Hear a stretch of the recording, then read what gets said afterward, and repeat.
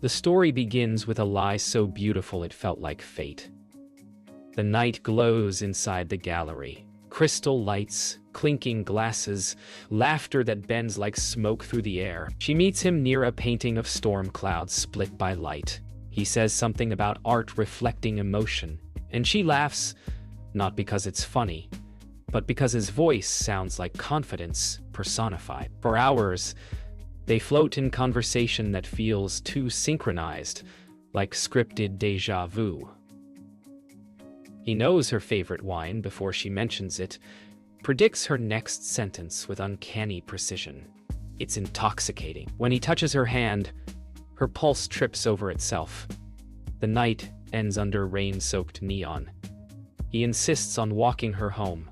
As she unlocks her door, she glances back, Hez standing there, smiling softly, already unforgettable. Later, as she tosses her keys on the counter, her phone buzzes with a message from an unknown number. You finally met him. Morning sunlight breaks across her apartment, dissolving the dream-like haze of last night. She replays their meeting in her head, the laughter, the subtle magnetism. Her phone lies face down on the counter, but that single unread message lingers in her mind like a whisper she can't shake. She tells herself it was a coincidence, probably spam. Yet her curiosity burns. She types, "You finally met who?" Then deletes it before sending. Her reflection in the mirror looks lighter, brighter, hopeful. But behind her, the shadows remain still. She scrolls through social media, searching his name, but nothing about him exists before last year. Her heart beats faster. No posts, no tags, no past. Just a man who appeared, perfectly formed from nowhere. That evening, Ethan calls. His voice is velvet and warmth, effortlessly familiar. They talk for hours about travel, music, the illusion of love. Every word feels tailored to her. When she mentions her favorite author, he quotes a line perfectly, like he's read her thoughts. She jokes that he must be psychic. He laughs but doesn't deny it. They plan dinner Friday. As she hangs up, a flicker of unease passes through her. How could someone she met once already seem to know her better than she knows herself? She tells Mara about it later, expecting excitement. But Mara's voice sharpens. Perfect people don't exist, Len.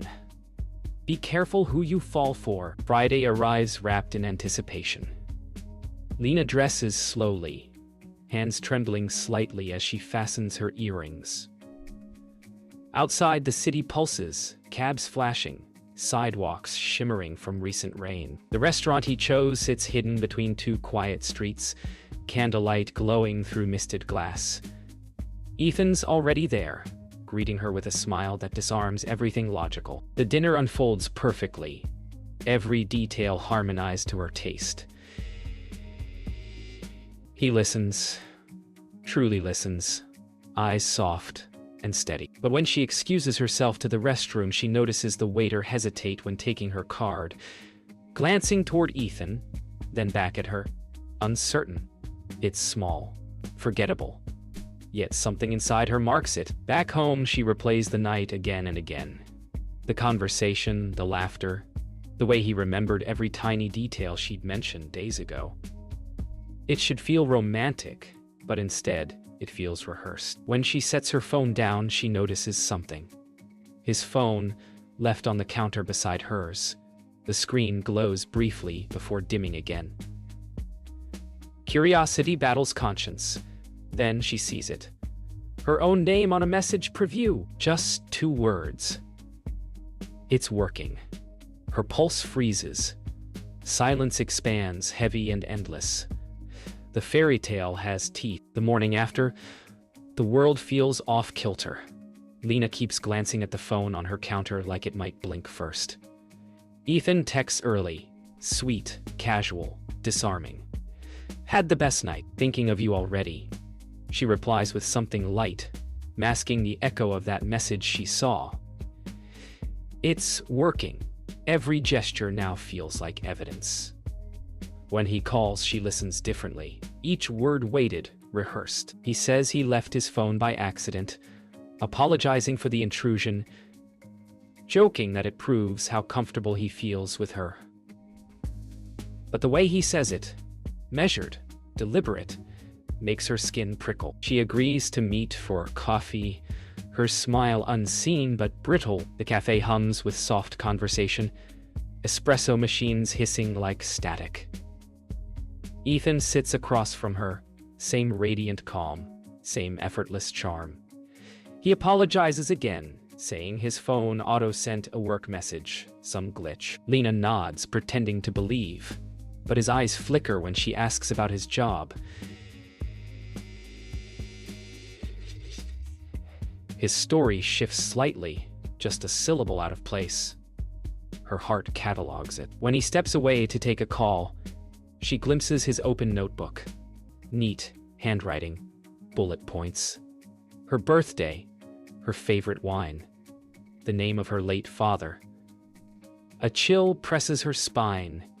She closes it quietly before he returns. That night, Lena dreams of glass shattering. When she wakes, her phone vibrates. Ethan again. Another goodnight text. She types, erases, types again.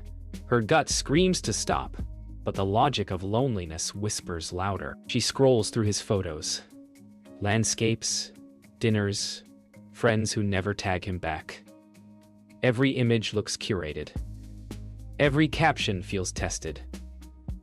The more she looks, the more unreal it becomes. Then one photo catches her eye. A dinner table, candlelight flickering. Her reflection faintly visible in a nearby mirror. It's from last night, but she didn't take it. The next day, Mara comes over. She listens quietly as Lena explains the photo, the notes, the messages. Mara's skepticism turns into alarm.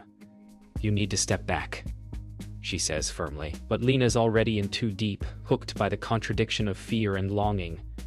Later, Ethan drops by unannounced, bringing flowers. The tension is hidden behind smiles. He asks casually if she looked at his phone. The question lands like a blade wrapped in velvet. She denies it. He studies her for a moment too long, then laughs softly, dismissing it as a joke. But his eyes stay cold. That night, after Ethan leaves, Lena can't sleep. She replays the conversation, his casual question, his unblinking gaze. Something about him feels studied, precise, like he's playing a role. The city hums outside her window, each car passing a temporary distraction. She glances at her counter. The phone lies there again, his phone. She didn't see him leave it this time. Heart pounding, she unlocks it. No password. Messages scroll upward. Unknown numbers. Cryptic exchanges. One thread freezes her. Photos of her, time-stamped across days she never noticed being watched. Then, a final message appears, unread. She's starting to see it. Sleep becomes impossible. Lena wakes each night at the same time. 3:11 a.m. Heart pounding, phone buzzing with phantom alerts. She starts seeing Ethan everywhere. In passing cars, across the street, reflected in cafe windows. Logic tells her it's paranoia. Instinct insists it's survival. At work, she can't focus. An email arrives with no sender, just a single attachment. A video clip. Hands trembling, she opens it. It's footage from her own hallway, time-stamped last night. Her door, slightly ajar. She pauses the video when a faint shadow moves across the frame. It's tall, familiar. Her world narrows to a ringing silence. She deletes it instantly. But the dread lingers, sour and permanent. Days blur.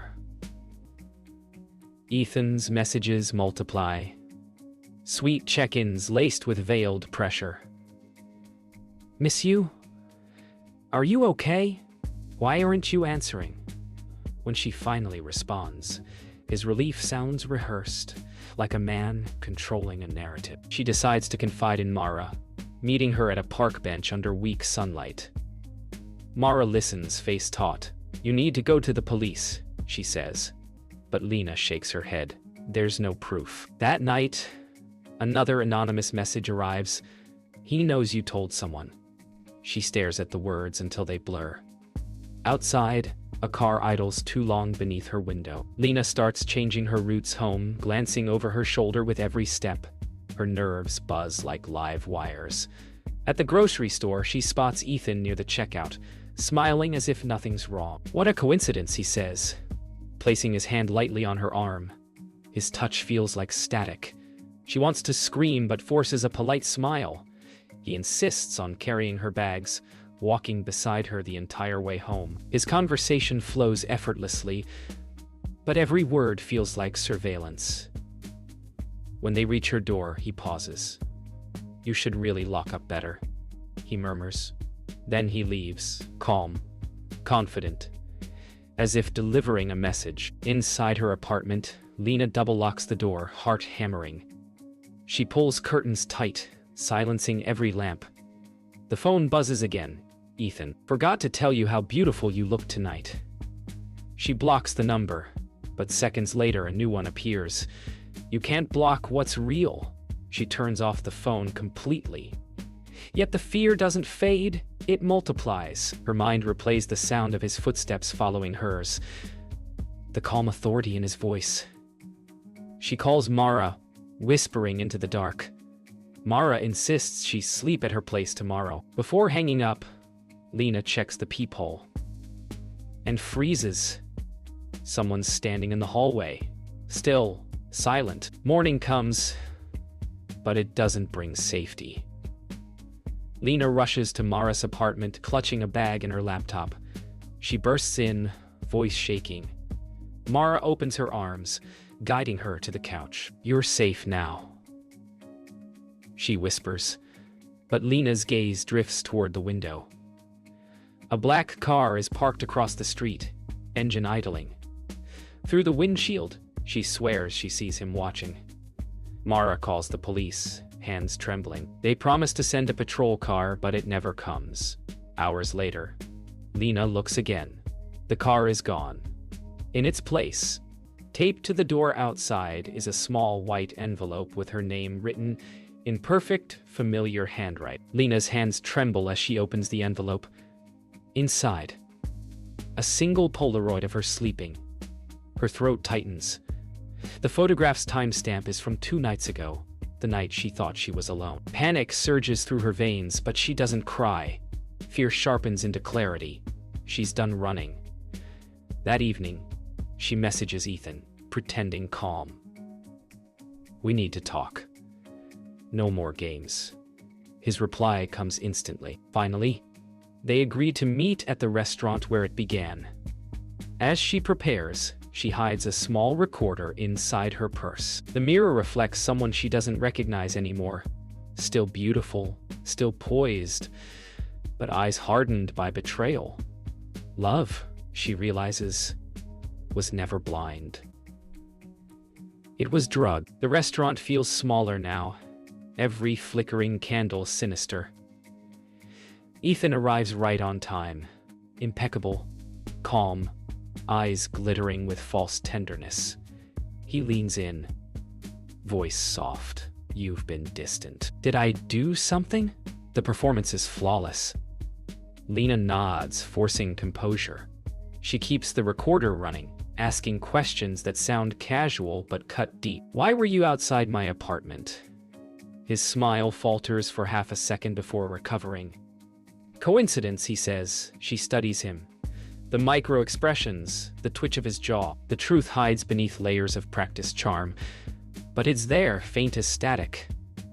She realizes then, he enjoys this, the control, the performance, and she's part of his script. As dinner progresses, the pretense cracks. Ethan's charm curdles into irritation.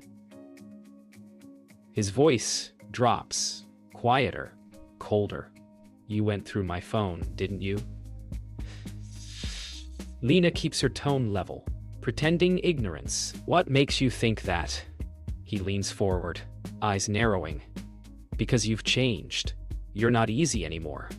She feels the weight of his words, his need for control bleeding through the mask. The waiter interrupts, offering dessert.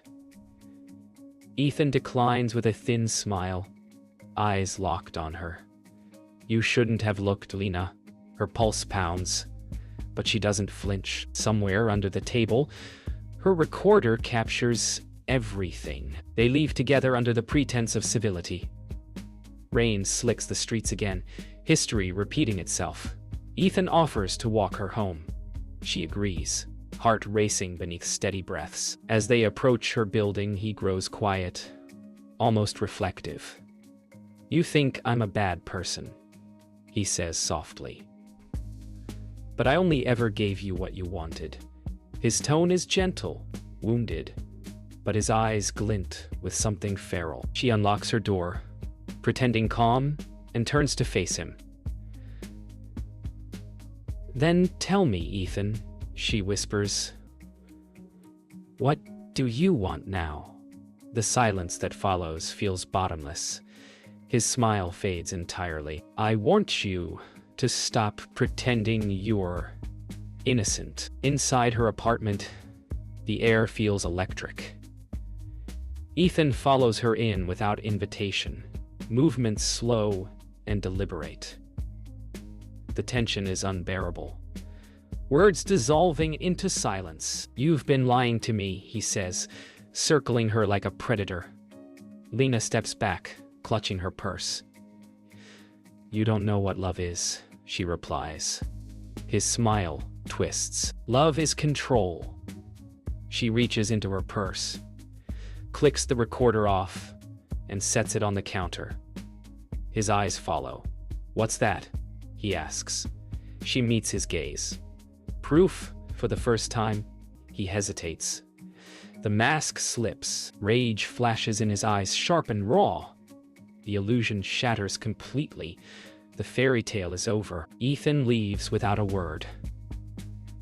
For hours, Lena stands motionless, listening to the echo of his absence. Her recorder sits on the counter like a loaded weapon. At dawn, she walks to the police station, exhaustion hollowing her voice as she explains everything. Messages, photos, surveillance, the recording. Detective Rhodes listens intently. Calm, but grave. He asks for Ethan's full name. When she says it, he frowns. Are you sure? We've had no one by that name in this city. He leaves briefly, returns with a thin file, and slides it toward her. Inside, mugshots, aliases, reports. Ethan Cole doesn't exist. The man she loved is a fabrication stitched from stolen lives. Rhodes explains what they know. Multiple victims, same pattern, charisma, seduction, control. Each woman thought she was the only one until things turned dangerous. Ethan, or whoever he truly is, builds identities from their details, using them like costumes. Lena feels her stomach twist as she reads the other women's statements. The words blur into reflections of her own. He's done this before? She asks. Rhodes nods, and he always disappears right before we can charge him. Lena's hands curl into fists. Not this time. For the first time, fear gives way to fury. She's no longer running, she's hunting. Back home, Lena locks every door and curtain. The walls feel thinner now. Her home no longer sanctuary but stage. She connects her recorder to her laptop, replaying the dinner conversation. Ethan's voice spills through the speakers, smooth, assured, dripping menace. You shouldn't have looked. She trims the audio, labels it, sends copies to Rhodes. But when she scrolls through her inbox, one unread message freezes her breath. Subject line: I missed you. The body contains a single video attachment. She hesitates, then plays it. The footage shows her apartment from a new angle. Recorded tonight. The timestamp reads, 2 minutes ago. Lena calls Rhodes immediately, voice trembling. He sends a patrol car and promises to trace the signal. She waits in silence, every creak of the building amplified. Minutes stretch like hours. Then, a soft knock. 3 taps. Familiar rhythm. Her body freezes. She peers through the peephole. Empty hallway. When she opens the door, a small USB drive lies on the floor, sealed in plastic. The label reads, "Listen closely." Against every instinct, she plugs it in. Audio plays. Her own voice. Distorted. Looped with Ethan's laughter. The message ends with his whisper. "I'm not outside. I'm inside." The lights flicker. Her scream catches in her throat. Police sirens finally arrive. Their red and blue lights flashing across Lena's apartment walls. Rhodes steps inside with 2 officers, gun drawn, eyes scanning the darkness. The apartment looks untouched, too untouched. They find no sign of forced entry, no trace of anyone else. Only the faint hum of her laptop remains. On the screen, the video feed reopens on its own, showing Ethan's face for the first time in days. Smiling, alive, watching her through the camera. "Told you I'd always find you," he says. The screen glitches, static swallowing his voice. Rhodes disconnects the power, but the echo remains in her head. The truth isn't that he's gone, it's that he never leaves. Days later, Lena stands outside a nondescript loft on the outskirts of the city, phone in hand, recording everything.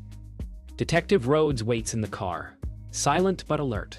She has traced Ethan's signal to this location. Her pulse is steady, but her mind races through every warning, every stolen glance, every whispered lie. She knocks firmly. A door creaks open. Ethan stands there, smiling as if nothing has happened.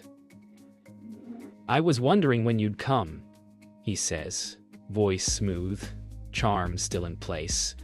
Lena steps forward, recording active, heart pounding. He gestures for her to enter. She does, not out of trust, but to see the man behind the mask one last time. Inside, the loft is minimalist, cold and eerily silent. Ethan circles Lena slowly, hands tucked casually in pockets. "You've learned a lot," he says softly, "but knowledge doesn't save you." Lena keeps the recorder between them like a shield. Her voice is calm, deliberate. "This ends tonight," Ethan laughs lightly, the sound echoing across the empty walls. "Ends? You think you can end me?" He steps closer, eyes glinting with obsession. Lena doesn't flinch. Every step he takes toward her feels like a trap she is both wary of and prepared to confront. She begins speaking into the recorder, recounting his lies, the manipulation, the evidence. Every stolen moment of her life. His expression shifts. Charm falters. Impatience flickers. Ethan suddenly stops, leaning closer, voice low, venomous. "You think you're smart, recording me? I know you better than you know yourself." Lena meets his gaze without blinking. "Then you'll understand what's coming," she replies. The atmosphere tightens. Every breath feels measured. She triggers the hidden speaker in the recorder, broadcasting his confession directly to Rhodes and the nearby officers. Ethan freezes, shock flashing briefly before a rage floods his features. "You don't get to trap me," he shouts. Lena remains still, calm in contrast, capturing the full confession. His facade crumbles completely, revealing obsession, control, and anger, raw and unfiltered. Ethan lunges suddenly, a last-ditch attempt at intimidation. Lena steps aside with precise timing, letting him stumble toward a chair. The recorder captures every word as he rages uncontrollably. "You think this is over? You'll never be free of me." Her eyes narrow, voice steady. "You're finished." The sirens outside grow louder. Police back up, alerted by Rhodes. Panic overtakes him. The meticulously controlled man she once adored now loses composure entirely. Every gesture, every flash of rage is evidence, confession, and closure. Lena stands firm, heart still racing, but she feels a surge of triumph. The nightmare is contained, finally visible for what it is: a man hiding behind perfection. Police storm the loft, just as Ethan collapses into the chair, defeated, hands raised, reluctantly. Lena exhales deeply, relief washing over her like cold water. Rhodes moves forward, cuffing Ethan while officers sweep the space for evidence. Lena watches silently, phone still recording, proof secured. The man she thought she loved, the one who stole her trust, invaded her life, and rewrote her world, is finally restrained. Yet, as she leaves the loft, the city's evening lights reflecting in puddles, Lena realizes the trauma will linger. She survived, but the echo of his obsession will follow her long after the doors close behind him. Weeks have passed since Ethan's arrest, yet Lena still feels the echo of his presence in quiet moments. She returns to the gallery where they first met, stepping carefully over polished marble floors. The familiar warmth of the space no longer soothes her. It reminds her how easily trust can be weaponized. She studies the storm painting, the one that once sparked laughter and flirtation. Now it feels like a warning. Her fingers brush the edge of the frame, a shiver running through her. She realizes how dangerously perfect appearances can be, and how the heart can mistake rehearsal for sincerity. Outside, the city continues, oblivious to her private reckoning. At home, Lena sits at her kitchen counter, phone in hand. She replays the recordings one last time, hearing Ethan's voice in its raw, unmasked form. Relief is tempered by lingering fear. She knows obsession leaves invisible marks. She deletes the files from her device, but her hand hesitates over the final block button on his last number. Memories flicker, his charm, his voice, the subtle manipulations. She presses it eventually, but the pause lingers, a reminder that survival doesn't erase trauma. Trust, she understands, will need to be rebuilt carefully, one step at a time. Lena visits Mara for a late-night coffee, the city quiet around them. They talk, laugh lightly, but the shadow of the past lingers. Lena explains how easy it was to fall for Ethan, how rehearsed affection can feel indistinguishable from genuine emotion. Mara listens, nodding, reminding her that recovery is slow but possible. Lena looks out the window at the city lights, the neon reflecting on wet streets. Each reflection seems distorted, a visual echo of deception she survived. She feels the fragile strength of moving forward, of reclaiming life piece by piece. That evening, Lena walks through her apartment, locking each door and window with precision, a ritual that now feels necessary. She moves deliberately, checking corners, scanning shadows. Though the danger has passed, her instincts remain sharpened. She sits by the window, city lights painting patterns across the floor. The memories of Ethan, the charm, the menace, the calculated lies, still pulse faintly in her mind. She exhales slowly, acknowledging that healing is ongoing. Safety is no longer guaranteed, but awareness is. She has reclaimed agency, even if it feels fragile. As she turns off her lamp and prepares for bed, Lena's phone buzzes once more. An unknown number flashes on the screen. Her heart skips a beat, muscles tighten, but this time, she doesn't panic. The message reads simply, "Miss me?" Lena stares at it for a long moment, then sets the phone face down, breathing evenly. Her reflection in the dark window shows calm, eyes clear, unshaken. The past whispers, but she does not answer. For the first time in weeks, she feels control, even if the echo of obsession lingers in the shadows. The nightmare is behind her, and she knows she will survive whatever comes next.